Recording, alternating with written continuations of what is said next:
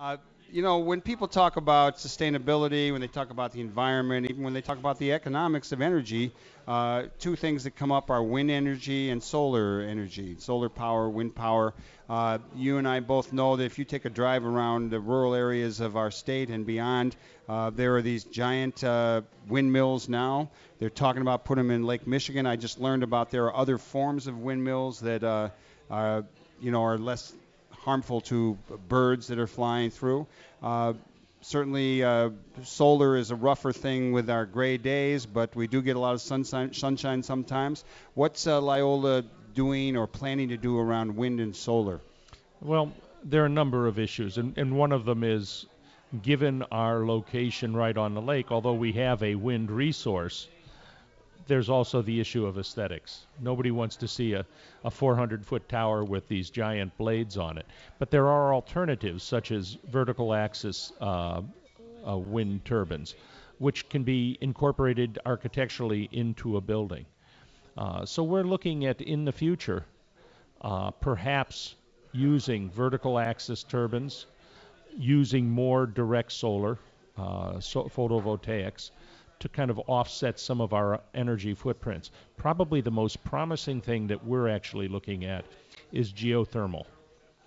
The replacement for Damon Hall, which is that big 1960s skyscraper, 10 stories tall, is going to be Cuneo Hall. It's going to be a much smaller building, but the goal for Cuneo Hall is that it will be energy neutral, and it will rely on a geothermal system for heating and cooling, as well as photovoltaics and other forms of alternative energy. So we're looking forward to that.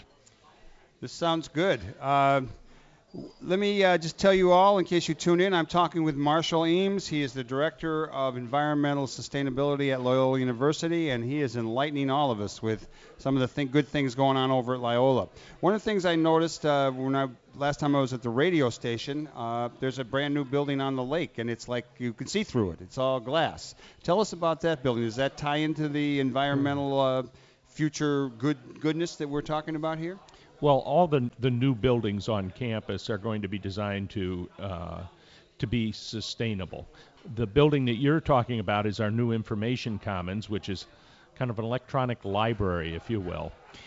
That building is a LEED certified green building, and that's a challenge when you're talking about a library facility because there's special requirements for humidity and for ultraviolet radiation, things like that. But that building relies upon natural cooling from the lake during the summer. It has a green roof, relies very heavily on natural lighting. In fact, the biggest energy load in that building are the computers, the 300 plus computers that we have. And our library staff is actually working on their own departmental sustainability plan, and one of the questions they're trying to address is how do we provide good service to our students in terms of access to the electronic collections, to the computers, and at the same time minimize our footprint and our energy consumption with those computers. Do we turn off half of them?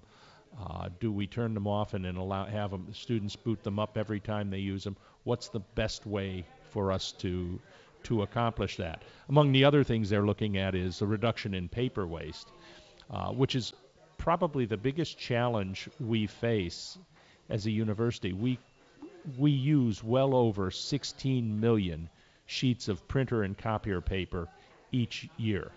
We got to 16 million and stopped counting because the way we keep track of paper made it awfully difficult, but it's an enormous amount of paper. And so we're looking at ways that we can reduce the amount of paper waste that we generate. The nature of a university is to create paper. So we're looking at electronic submissions for papers, perhaps using tablet PCs for faculty so they still get that tactile sense of using the red pen, but they're doing it electronically. So we're beginning to explore those mechanisms to reduce our waste stream.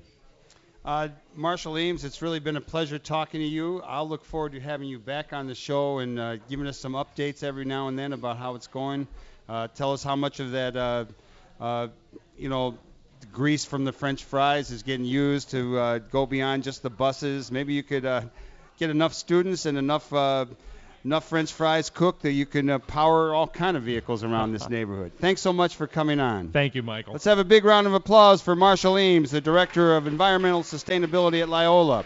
You are listening to Live from the Heartland Radio. We are brought to you every Saturday morning over WLUW 88.7, Loyola University's community radio station, and we're going to take a short musical break, and we'll be back with Don Rose, and we're going to talk politics from the international to the national to the state to the local. We're going to talk. See you in a few minutes. Right